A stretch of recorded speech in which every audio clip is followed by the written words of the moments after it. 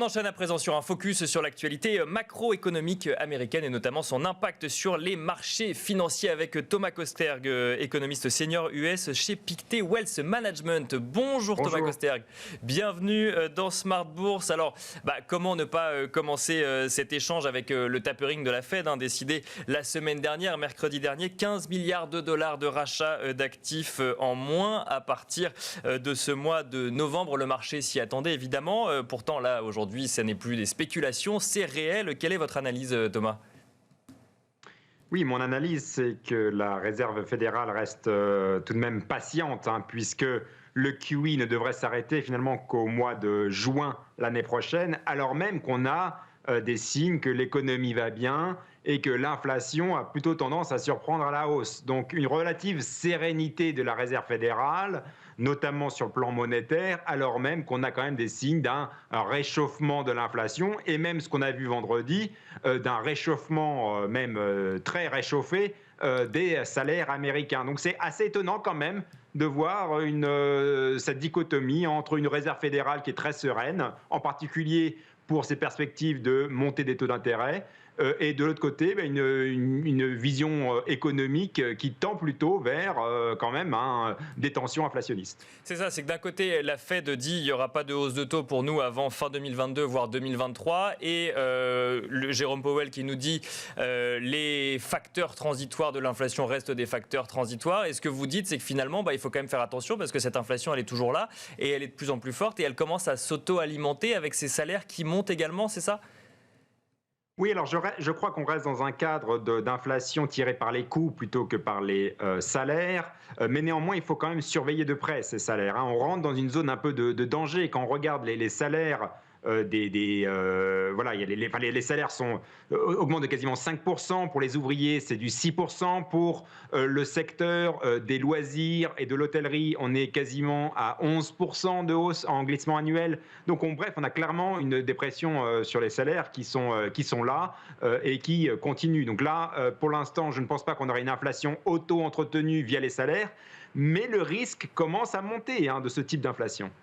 Et alors, un mot justement sur les chiffres de l'emploi là, dont on parle et qui ont été publiés vendredi. Donc, c'est 531 000 emplois créés en octobre. C'est 81 000 de plus qu'attendu. Le chômage qui recule, 4,6%, donc après 4,8% en septembre. Et pour autant, un taux de participation au marché du travail qui reste stable, qui lui ne bouge pas et qui reste très en dessous des niveaux de février. Donc, en fait, on a l'impression que ça repart, mais qu'on est quand même loin des niveaux d'avant-pandémie, ce qui viendrait justifier presque la stratégie de la Fed, Thomas Kosterg. Oui, alors la Fed a une vision très cyclique du marché de l'emploi, c'est-à-dire qu'elle pense que tant qu'on n'est pas revenu au niveau d'avant-crise, c'est circuler, il n'y a rien à voir. C'est une analyse qui mériterait un peu plus de raffinement, puisqu'on a des changements structurels sur le marché de l'emploi qui font que le marché a changé. Et en fait, on pourrait être sur un marché de l'emploi qui est déjà très tendu, à mon avis. Deuxième point, c'est que le marché de l'emploi est bouché. Le marché est bouché, c'est-à-dire que vous avez 10 millions de postes ouverts aux États-Unis, mais vous avez un marché où vous avez 500 000 à peu près de création de postes par mois. Donc on est loin du compte. On est loin du compte. Donc il y a un vrai problème d'offre et de demande sur ce marché de l'emploi. Et à mon avis, Jérôme Powell met trop l'accent sur le côté cyclique de ce marché de l'emploi. Ça veut dire quoi ? Ça veut dire que le marché de l'emploi, il y a trop d'offres et pas assez de demandes. Finalement, il n'y a pas assez de gens qui postulent et qui ensuite vont travailler et que la Fed regarde ça d'un peu trop près par rapport à l'inflation qui, elle, s'enflamme de l'autre côté. C'est ce qu'il faut comprendre, Thomas Kosterg ? Oui, donc je pense qu'il y a une vraie pression sur les salaires qu'il faut regarder de près. Ces salaires sont un signe que le marché de l'emploi, à mon avis, est plutôt tendu. Et il faudra surveiller dans les prochains mois cette dynamique des salaires, mais c'est vrai que c'est difficile de dire qu'on ne voit. Enfin, Jérôme Powell la semaine dernière a dit qu'il n'y a pas d'augmentation troublante des salaires aux États-Unis. Or, si on regarde les chiffres, on est quand même sur des niveaux qui quand même commencent à être un peu inquiétants dans une perspective de potentielle dynamique salaire-prix. Et donc voilà, c'est, je pense, un facteur à surveiller. En tout état de cause, mon scénario, c'est qu'on pourra avoir une inflation qui continue de surprendre à la hausse dans les prochaines semaines, à cause évidemment plutôt des goulets d'étranglement, mais ce risque d'une inflation salariale s'ajoute, notamment pour 2022. Et à mon avis, il se peut bien que la Fed se montre un peu plus, disons qu'elle accélère un peu les choses, peut-être en 2022 un peu plus que prévu. C'est ça, donc là on est à une réduction des achats d'actifs de 15 milliards de dollars par mois, avec la possibilité d'ajuster à la hausse comme à la baisse. Ce que vous nous dites, c'est que potentiellement la Fed, à partir de 2022, va peut-être devoir accélérer dans un premier temps les réductions et peut-être accélérer le calendrier de hausse de taux également.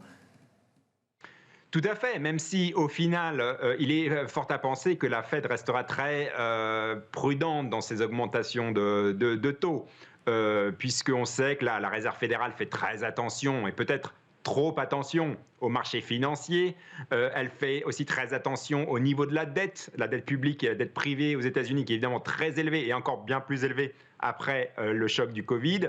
Bref, on aura une Fed qui va être très lente, mais malgré tout, qui, à notre avis, ne pourra pas complètement s'affranchir du fait qu'on a un problème lié à l'inflation. Alors certes, c'est du temporaire, mais c'est du temporaire qui dure, voire même qui a quand même un risque que ça s'enclenche de notre dynamique, notamment via les salaires.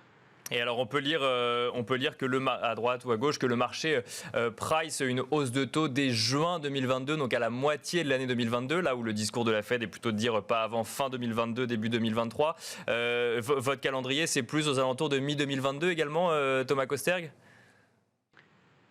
Alors, notre scénario est encore en cours d'écriture. Je dirais juste qu'en effet, il y a des risques que la Fed intervienne peu après la fin du QE.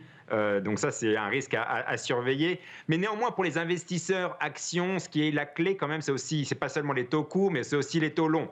Alors, on a quand même l'impression que les taux longs restent bien ancrés et finalement, il n'y a pas de dérapage de ce côté-là. On n'a pas l'impression que le marché obligataire price beaucoup d'inflation à long terme, ce qui est d'ailleurs un peu étonnant, parce que tu as quand même quelques signes qu'on voit s'établir une inflation de long terme qui pourrait être un peu plus soutenue qu'avant le Covid. Mais pour l'instant, le marché obligataire croit à cette thèse de l'inflation temporaire. Et je pense pour le marché action, c'est l'élément principal à retenir.